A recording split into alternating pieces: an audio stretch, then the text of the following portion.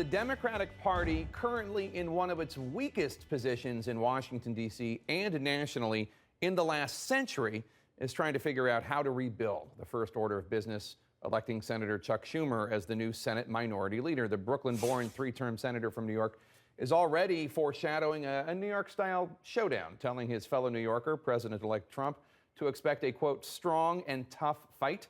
Let's bring in CNN senior Washington correspondent Jeff Zeleny. Jeff, Senator Schumer and President-elect Trump, they go back. Trump, in fact, used to be a campaign contributor to Mr. Schumer. Jake, he did. That's when Donald Trump was a Democrat not so long ago. But oddly, Senator Schumer and Donald Trump have one of the longest relationships of any of the leaders here in Washington, certainly more than the Republican leaders do.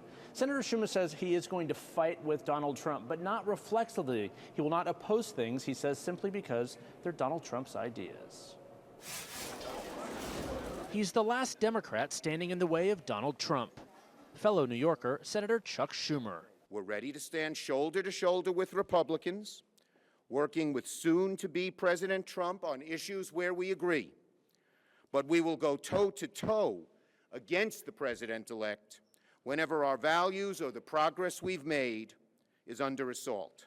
It's a delicate dance for Schumer, elected today by Senate Democrats to lead them beyond their stinging defeat into the new era of Trump. He faces a balancing act of confrontation and cooperation. He said he'll do both. Indeed, a silver lining in the deep clouds of this election is that on many economic issues, President-elect Trump in his campaign was closer to us than to Republican leadership, which always seems to wind up in the corner of the special interests. Of all the new dynamics that lie ahead in Trump's Washington, the relationship between the incoming president and the new Democratic leader could be the one to watch. The two have a far deeper history than most anyone in the Capitol. That much was clear last month at the Al Smith charity dinner in New York. He used to love me when I was a Democrat, you know. Trump, who gave money to many Democrats over the years, also contributed to a handful of Schumer's campaigns. Thank you, sir.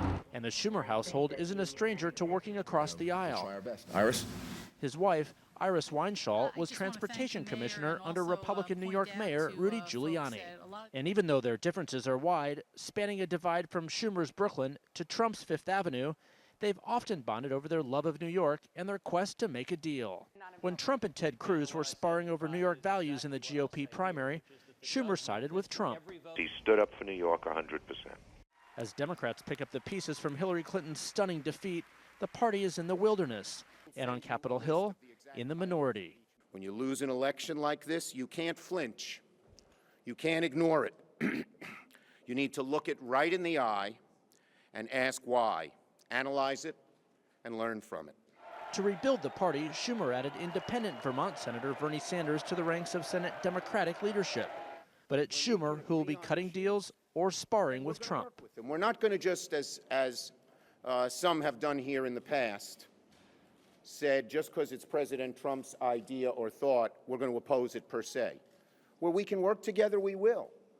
But I've also said to the president-elect, on issues where we disagree, you can expect a strong and tough fight. One person not in that fight, Jake, is Hillary Clinton, but she will be making her first appearance since conceding 1 week ago tonight during a speech at the Children's Defense Fund in Washington. I am told by an aide that she will urge her supporters to remain committed to progressive politics at every level. Jake.